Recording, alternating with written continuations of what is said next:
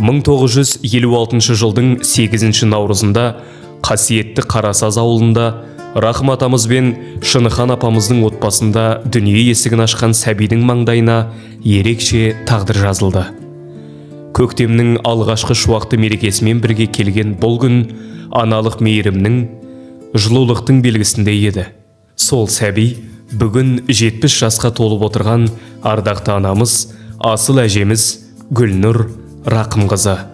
Балалық шағы ауылдың кең даласында, табиғаттың құшағында өтті.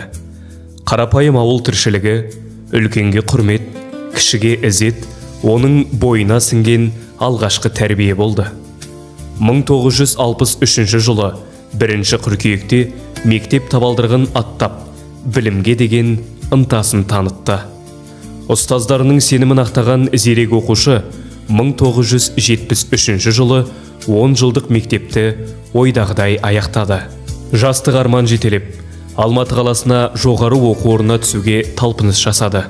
Дегенмен, тағдыр жолы оны туған ауылына қайта алып келді. Бұл сәт болашақ өмір жолындағы алғашқы сынақтардың бірі еді. Мен енді 1956 жылы Нарынқол ауданы Қарасаз ауылында дүниеге келдім, Ағыбаевтар әулетінде. Ең үлкен тұңғышы мен болдым. Менің өзімді әжем бақты, бауырына басып. Әке мен шешемді жеңгем менен ағам сияқты көрдім ол кісілерді. Содан 63 жылы 1 мектепке бардым. 73 жылы бітіріп, аяқтап. Арман қуып Алматы қаласына келіп оқуға түсіп, оқуға түсе қалдым да, келесі жылы тағы келдім, тағы түсе қалдым. 3 жылы медучилищеге түстім. Оны да аяқтамай кеттік енді. Бірақ ол мойымады.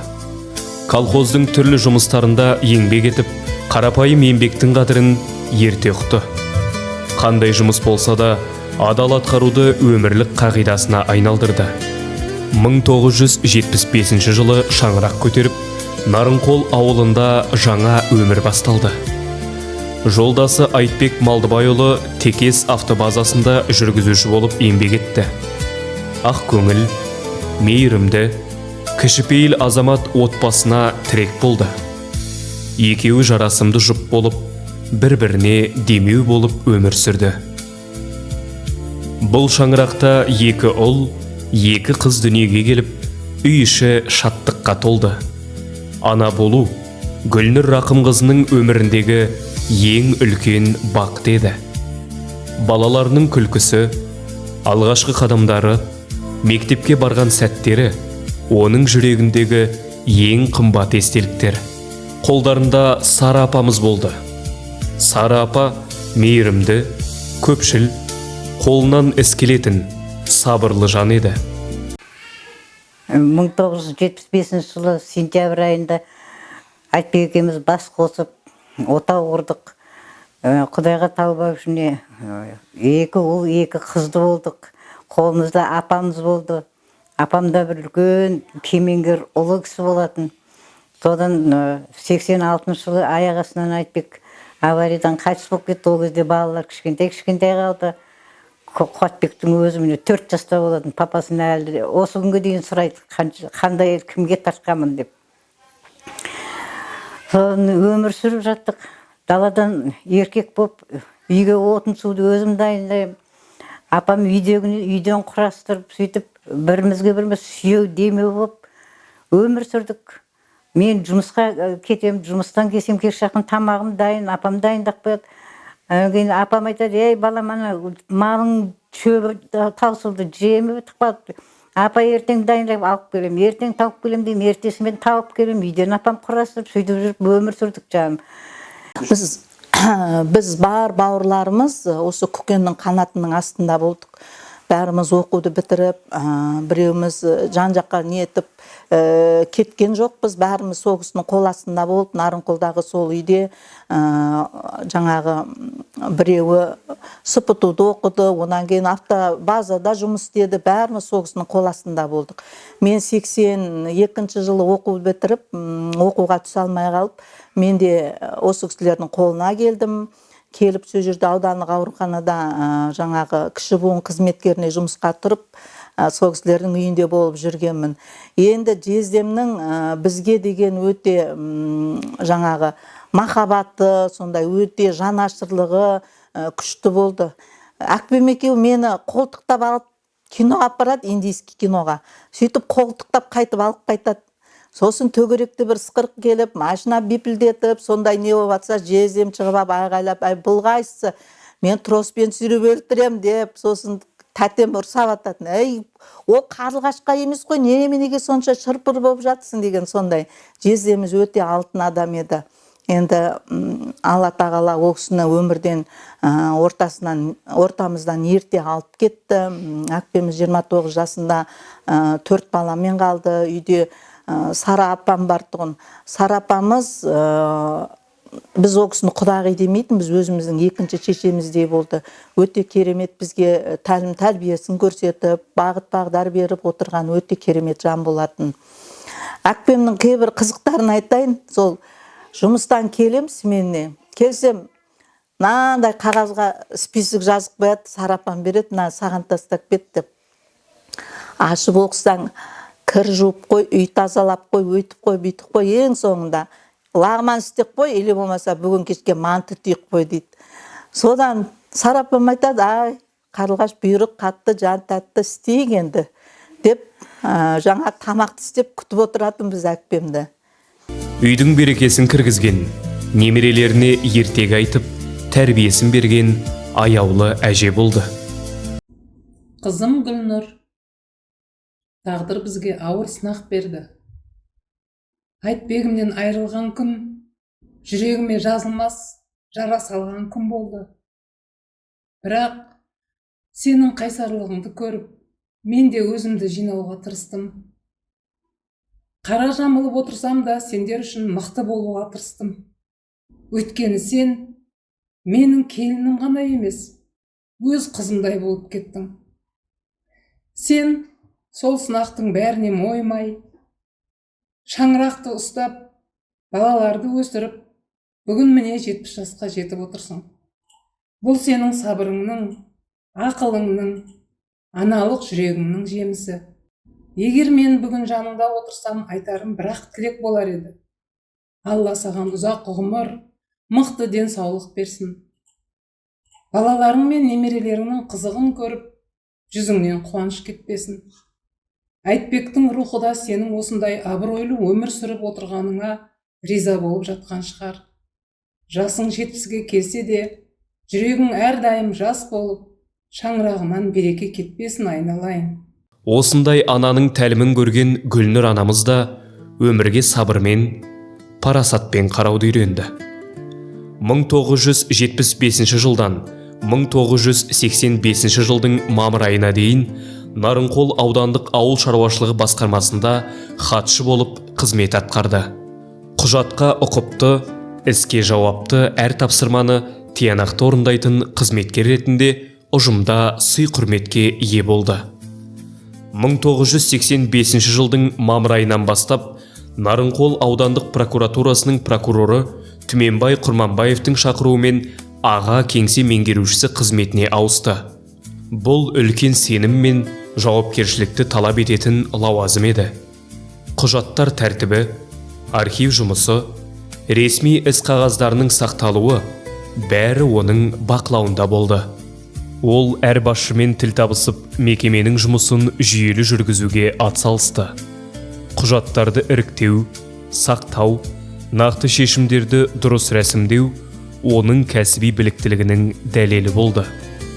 Әр істің әділ, заңға сай шешілуіне үлес қосу оның басты ұстанымы еді.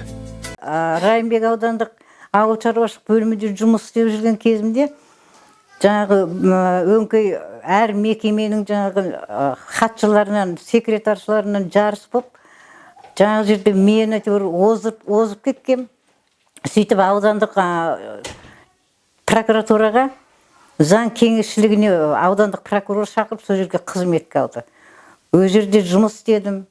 Жаңағы одан хатшылықтан аға инспекторлық жоғары қызметіне дейін көтерілдім өз жерде. Жұмысымда табысты болдым. Мақтау, қағаз грамоталар алдық. Енді еңбегімде табысты болды, ол жерде жақсы болды.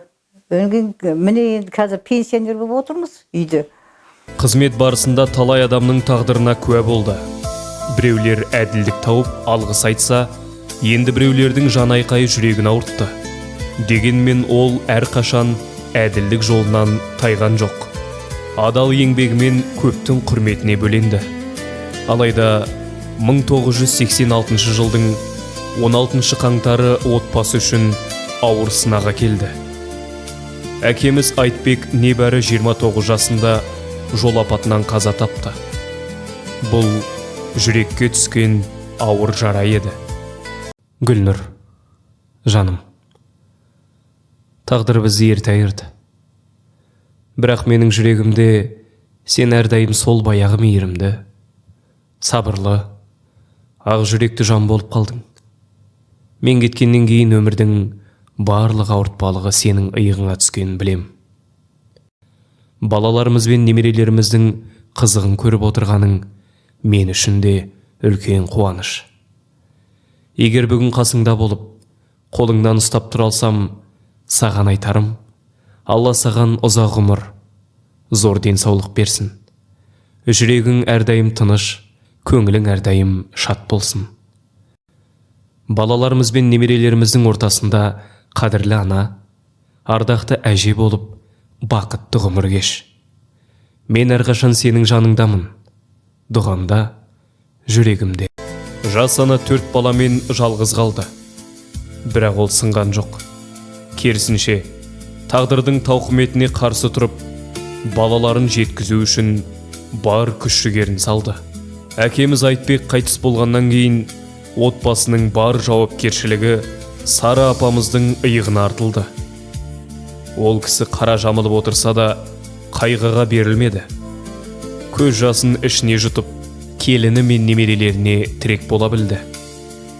Сара апа таңнан кешке дейін тыным таппай еңбек етті. Үй шаруасында, бала тәрбиесінде қатар алып жүрді. Немерелерінің үсті басы бүтін, тамағы тоқ, көңілі тоқ болуын қадағалады. Балаларға әкенің жоқтығын сездірмеуге тырысты. Таңмен таласа тұрып, кешке дейін еңбек етіп, аналық мейірімін еш кемітпеді. Балаларына әрі әке, әрі ана бола білді. Олардың білім алып, өмірден өз орындарын табуына бар жағдайын жасады. Бүгінде сол балалар елге сыйлы, өз алдына отбасын құрған, ана тәрбиесінің жемісін көрсетіп жүрген азаматтар. Жылдар жылжып өмір көшіп отырды. Қайғының орнына қуаныш, жалғыздықтың орнына немере күлкісі келді. Бүгінде Гүлнұр Рахымқызы 8 немере, 3 шөбере сүйіп отырған бақытты әже. Немерелерінің әже деп жүгіріп келуі оның ең үлкен марапаты. Шөберелерінің шат күлкісі ғұмырының жалғасы. Әкеміз Айтбек Малдыбайұлы 1956 жылдың 2 ақпанында дүниеге келген еді. Егер тірі болғанында, ол кісі де биыл 70 жасқа толар еді. Оның жарқын бейнесі, ақ көңіл мінезі, мейірімді жүрегі ұрпақ жадында мәңгі сақталады. Бүгінгі мерейтой оның да рухына арналған тағзым. 70 жыл. Бір адамның ғұмырындағы үлкен белес. Бұл еңбекпен өрілген жылдар. Бұл аналық мейірімге толы жылдар. Бұл сабыр мен төзімнің, адалдық пен әділдіктің айғағы болған жылдар. Анамыз Гүлнұр Рахымқызы тек отбасының ғана емес, ағайын туыстың, дос-жаранның, әріптестерінің құрметіне бөленген жан. Оның қарапайымдылығы, кішіпейілдігі, жылы сөзі мен ақ пейілі баршаға үлгі. Көрген жанды тез бауырап алатын, сол адамның көңіл күйін көтеріп тұратын қашанда. Сол үшін де шығар екеміздің осы уақытқа дейін достығымыз үзілмей келе жатқаны. 85 жылдан бері міне уже ширек ғасыр болыпты. Айланып келгенде сол салада ол кісі ұзақ уақыт жұмыс жасады. Сол жерден зейнеткерлікке шықты. Өте есте қалатындай ерекше Ғазизжан. Мен Сара шешемді, апамды шеше дейтімін. Сара шешем маған көп жақсылық істеді. Гүлнұр тәтем екеуі. Ол кісілердің жақсылығын ұмыту мүмкін емес. Мен өзім жас кезімде қатты ауырып, сонда әкем қаратпаған жері жоқ. Барып сол кезде Сарапам мені шақырып әкеме алып кел, мен өзім қараймын, өзім емдеймін. Біз жаққа келші, может ауырай жағатын шығар деп сояққа алып келіп, сояқта Сара шешем қолында 5 ай болып, шешем Гүлнұр жеңгем екеуі қарап мені аст үстіме түсіп, көңілімді көтеріп, жаңағы емдерін жасап, екінші рет өмірге әкелді десем артық болмайды. Сара шешемнің еңбегі зор, жатқан жері жайлы болсын. Гүлнұр жеңгеме келетін болсам, Гүлнұр жеңгем де еңбегі зор. Ол кісі жастай сол бауырымнан қалса да, сол үйде сол шаңырақта қиратпай, сол шаңырақты жоғары өрлетіп отырды. Бүгін біз аяулы анамызға қарап, оның өмір жолынан күш аламыз. Оның сабыры бізге сабақ, оның еңбегі өнеге, оның мейірімі шексіз махаббаттың белгісі. Тәте, бүгінгі 70 жас туған күніңіз құтты болсын. Берекелі, мерекелі. Алла Тағала қандай жақсылығы бар, соның барлығын бұйырсын. Немере, шөбере сүйіңіз, денсаулығыңыз мықты болсын. 70 жасың құтты болсын. Міне 70 жас деген зуылдап өте шықты. Кеше ғана кішкентай едік, бізді бесеуімізді алтауымызды бағып қағып, осы қаретке жеткізіп едің. Өзің де міне 70-ке келіп жатырсың. Бала-шағаның арқасында міне шалқылап жүрсің. Ерте үйлендің, жездеміз ерте кетіп қалды. 4 баланы тәрбиелеп, осы қаретке жеткізіп, міне 70-ке де жетті жаным. Денің сау болсын. Пенсиядан, прокуратурада істеп жүріп, пенсияға шықтым. Аллаға тауба. Бала-шағамызды көп көмектестің. Өзің бір үйдің үлкені болдың. Әкем менен шешемнің көмекшісі болдың. Бізді тәрбиелеп, өсірдің осы уақытқа дейін. Енді балаларың ер жетіп, немере көріп жатырсың, енді шөбере сүй. Басқа не айтам енді. Арамызда шапқылап жүре бер, 100-ге кел, 100-іңді тойлайық.